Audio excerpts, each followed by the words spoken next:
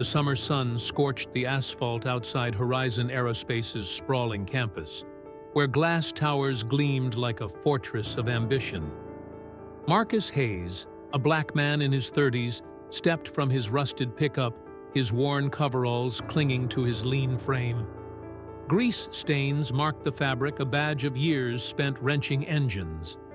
In one calloused hand, he gripped a leather tool bag, its surface etched with M.H. Malcolm Hayes, his father. To the executives hustling past their suits, crisp and badges gleaming, Marcus was a smudge of oil in their polished world. At the security gate, a guard's eyes narrowed, lingering on Marcus's dark skin. ID, he barked, though Marcus held it ready. "You lost, buddy." The word carried a sneer, heavy with racial undertone. "Temp mechanic job." "Hangar 7. Marcus said, his baritone steady. The guard snorted, muttering "boy" as he waved him through. Marcus's jaw tightened, but he strode forward, the tool bag's weight grounding him. He'd faced worse slurs in schoolyards, glares in shops, yet each cut fresh. Inside the air-conditioned lobby, the air buzzed with purpose. Men in tailored suits and women in sharp blazers moved swiftly, their security badges swinging like status symbols. At the reception desk, a woman with manicured nails glanced up, her smile curdling as she took in Marcus's coveralls. "You're here for?" she asked, her tone thick with doubt. "Marcus Hayes. Mechanic interview." Her fingers hesitated on the keyboard, as if his presence broke some unspoken code. "Wait over there," she said, pointing to a corner far from the plush seating. Marcus sat, ignoring the stares from nearby engineers. A gray-haired man leaned toward his colleague, whispering, affirmative actions scraping the barrel now. A sharp laugh followed, slicing through the hum of the lobby. Marcus traced the initials on his father's bag, recalling his words. "Work speaks louder than their hate son." 3 checkpoints later, Marcus stood at Hangar 7's entrance, Horizon's pride. The Apex 7 jet loomed inside its titanium skin, a testament to dreams Marcus once shared with his father, a black engineer whose genius ended in a test flight crash 18 years ago, deemed an accident. Marcus had swapped drafting for wrenches, but the spark for machines endured.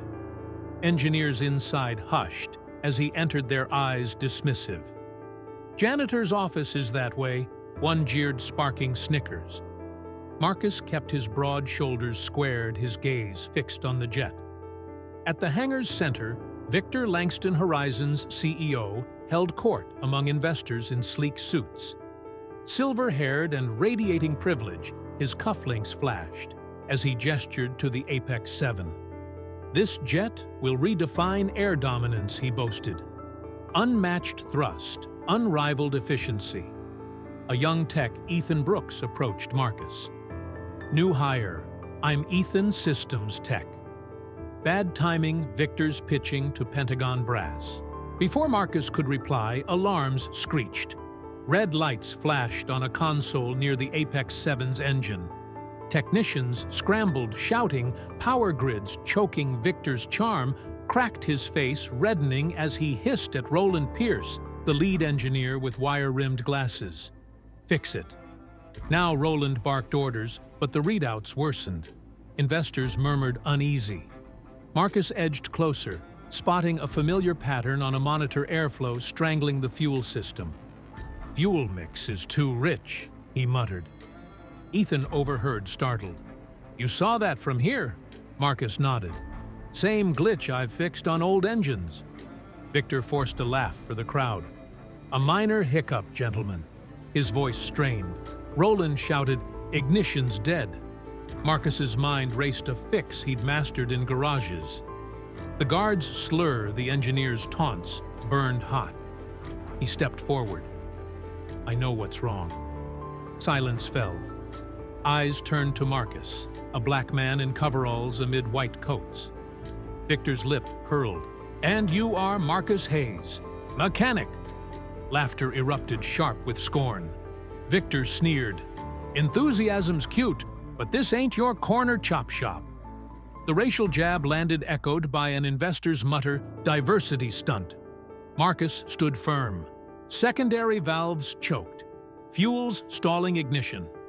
Victor scoffed. Diagnosed without specs. Bold. He turned to the crowd, arms wide. Let's humor him. 5 minutes to crash and burn. Roland protested, but Victor waved him off. A lesson in staying in your lane. The phrase dripped with bias. Marcus met his gaze. So I get a shot. Victor's smile faltered, then hardened. Be my guest. Ethan slipped Marcus a toolkit, whispering schematics on my clipboard. Marcus approached the Apex 7, the crowd's smirks heavy. His father's voice echoed, "Machines don't judge." Tools in hand, he steeled himself to silence them all. Marcus Hayes stood before the Apex 7, its engine humming smoothly after his repair. The hangar's silence was deafening the crowd of engineers and investors, stunned. Victor Langston, Horizon Aerospace's CEO, forced a tight smile, his eyes cold. "Impressive, Mr. Hayes," he said, the words sharp. "Perhaps we've underestimated our mechanic." The pause dripped with condescension, a reminder of Marcus's place as a black man in their world. Investors clapped, but engineers whispered, one muttering, "Lucky break" for the token hire. Marcus's chest tightened, but he kept his face neutral, gripping his father's tool bag. Victor approached, his voice low. "You've earned a consultancy role. Don't make me regret it." It wasn't an offer, but a challenge laced with the same racial bias that had marked Marcus's arrival. "I'll do the job," Marcus replied, meeting Victor's gaze. Ethan Brooks, the junior tech, grinned as he handed back Marcus's toolkit. "You shut them up good," he whispered. But as Marcus left the hangar, Roland Pierce, the lead engineer, blocked his path. "Don't get cocky, Hayes," he hissed. "People like you don't belong here." The words stung raw with prejudice. The next morning, Marcus returned to Hangar 7, the Apex 7 gleaming under floodlights. The atmosphere had shifted. Engineers avoided his eyes, their conversations halting when he passed. A junior tech muttered a slur under his breath, loud enough for Marcus to hear. He ignored it, setting up at a workstation tucked by a supply closet, far from the action. Ethan joined him, explaining protocols. "Victor's orders," he said quietly. "Keep you on basic diagnostics. Nothing critical." Marcus nodded, unsurprised. They wanted him visible but powerless, a black face, for optics, not influence. As he ran routine tests, Marcus's mind lingered on the Apex 7's design. Its fuel system felt familiar, echoing sketches his father, Malcolm Hayes, had shown him as a boy. Malcolm, a black aerospace engineer, had died in a prototype crash 18 years ago, his work buried by Horizon's predecessor. Marcus paused, studying a maintenance panel. Inside, scratched faintly in metal, was a message. They stole it. MH. His breath caught his father's initials. Was this a coincidence or proof of something darker? During a break, Ethan led Marcus to a dusty archive room, badge swiped for access. "Found these last month," Ethan said, unrolling blueprints labeled Project Orion 2006. Marcus's pulse raced. The designs mirrored the Apex 7's propulsion system down to a unique hexagonal flow pattern, Malcolm's signature. "This was my father's," Marcus said, voice low. Ethan frowned. But Horizon claims Victor's team built the Apex 7 from scratch. Marcus traced the blueprint dated months before his father's death. They lied. Back at his workstation, Marcus faced new hostility. A senior engineer accidentally bumped his tools, scattering them. "Watch where you stand, Hayes." He sneered, the racial undertone clear. Another left a note on his desk. "Go back to the garage." Marcus pocketed it, fuel for his resolve. He worked methodically, but Victor's restrictions limited his access to Apex 7 systems. Lila Chen, a quiet engineer, approached her, eyes curious. "Your fix yesterday? It was brilliant," she said. "Why hide you away?" Marcus hesitated, then trusted her. "They don't want me digging." That evening, alone in his apartment, Marcus pored over photos of his father's old notebooks, filled with sketches matching the archive blueprints. A memory surfaced, Malcolm explaining airflow dynamics, his voice warm. "The secret's in the balance," Marcus he'd said. "Too much fuel, and the dance stops." The Apex 7's success was built on Malcolm's genius, stripped of credit. Marcus's hands shook. His father's death wasn't just a crash, it was betrayal. The next day, a commotion broke out in the hangar.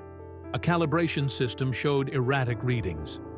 Marcus approached, noting a pattern in the fluctuations. Someone had tampered with the settings.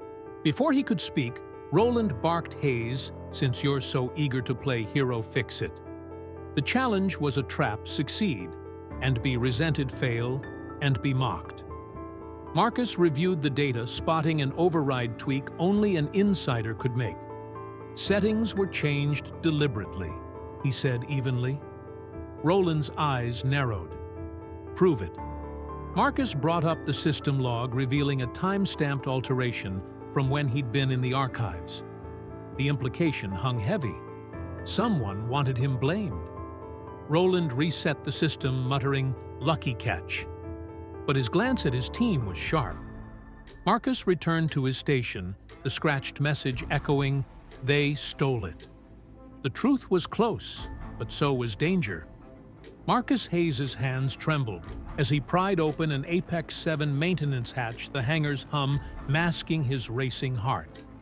Inside, hidden behind wiring, was a damaged data module, its casing older than the jet's sleek components. Etched faintly, MH-2007, his father's initials, the year Malcolm Hayes died. Marcus photographed it, his gut churning. Was this proof? Horizon Aerospace stole his father's genius? Back at his workstation, he connected the module to a laptop, ignoring the glares from engineers.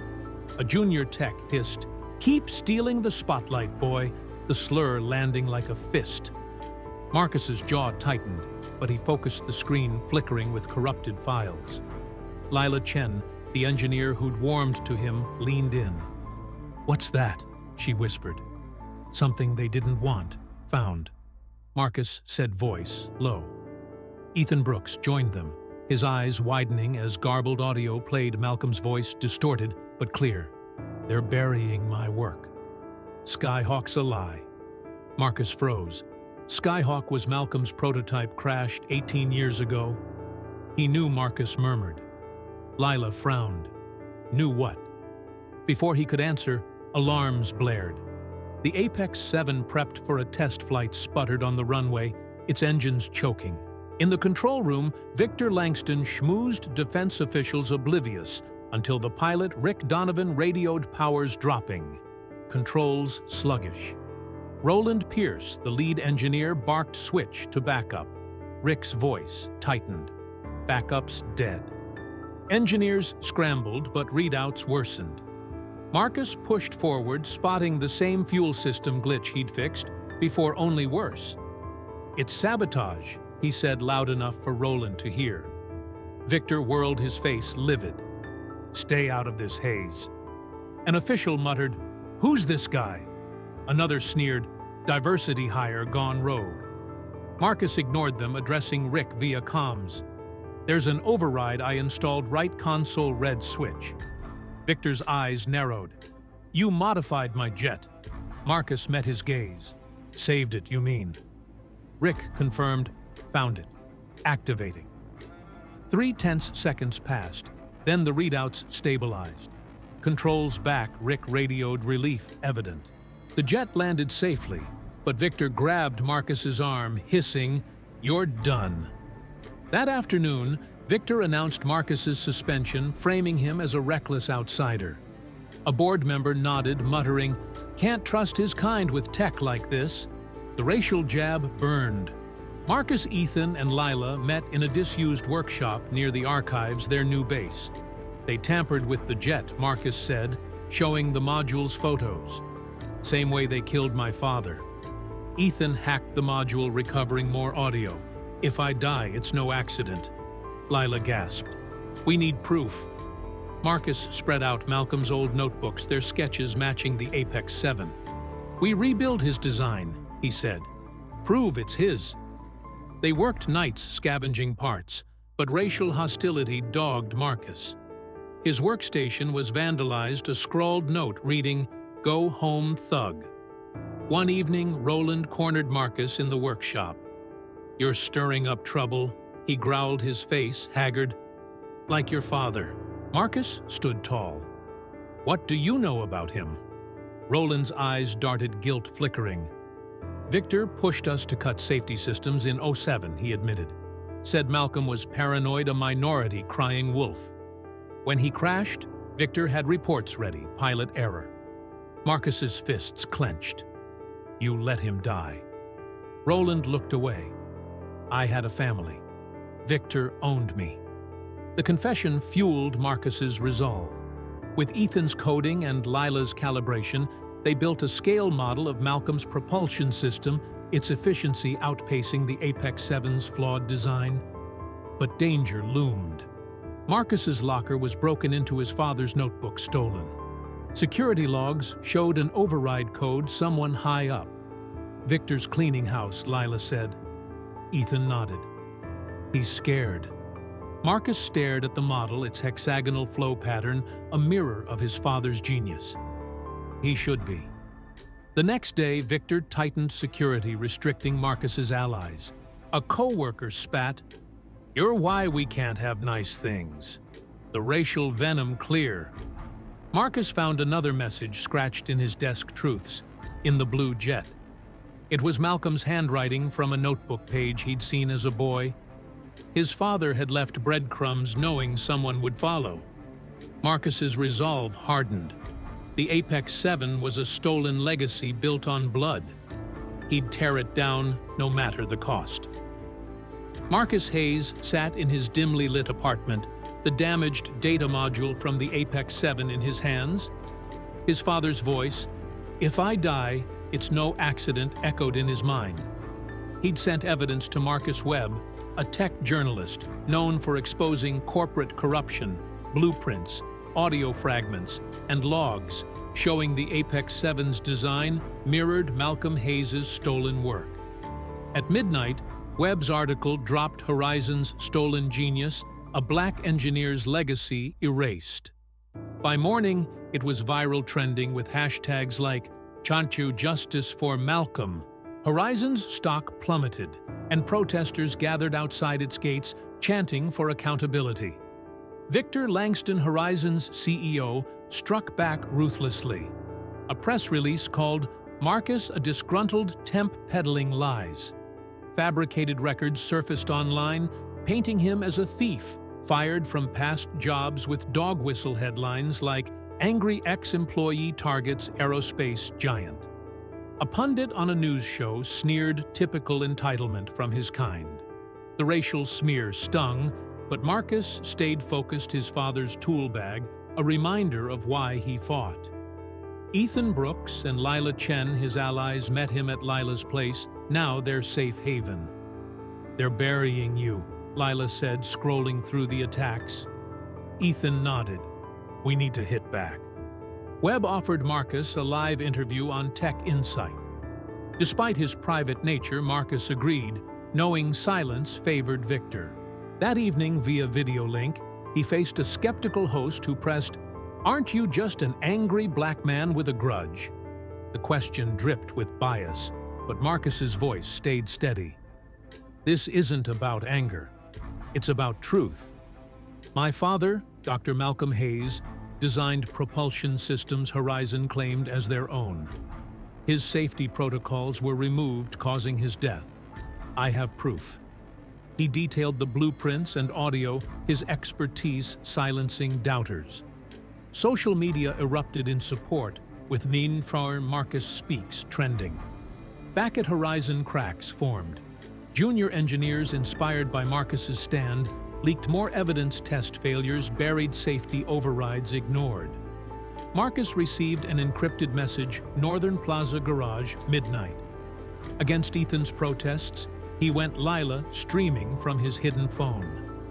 A tall woman emerged, Catherine Reeves, former security chief at Horizon's predecessor. "I secured your father's test site," she said, handing over a USB drive. Memos from 2007. Victor pressured the team to skip safety checks despite Malcolm's warnings. Her eyes held shame. "I stayed silent too long." Marcus clutched the drive, its weight heavier than steel. The memos were damning, but Marcus needed more. Ethan uncovered a black box log from Malcolm's crash, buried in a decommissioned server. It showed a fuel system failure, exactly what Malcolm had predicted without his override. Marcus's heart pounded. His father's death was no accident. He contacted Webb, who arranged coverage for Horizon's emergency board meeting. Marcus, Ethan, and Lila planned to crash it, armed with evidence. The night before, a co-worker left a note on Marcus's truck. "Back off, or you're next." The racial threat only sharpened his resolve. At the meeting, Victor pushed to sell the Apex 7 division, erasing ties to Malcolm's designs. "We must protect shareholder value," he urged, his charm fraying. The boardroom doors burst open. Marcus strode in, Lila and Ethan behind Webb's camera crew trailing. "Before you vote," Marcus said, "see this." A board member scoffed. Articulate for a mechanic. The microaggression loud.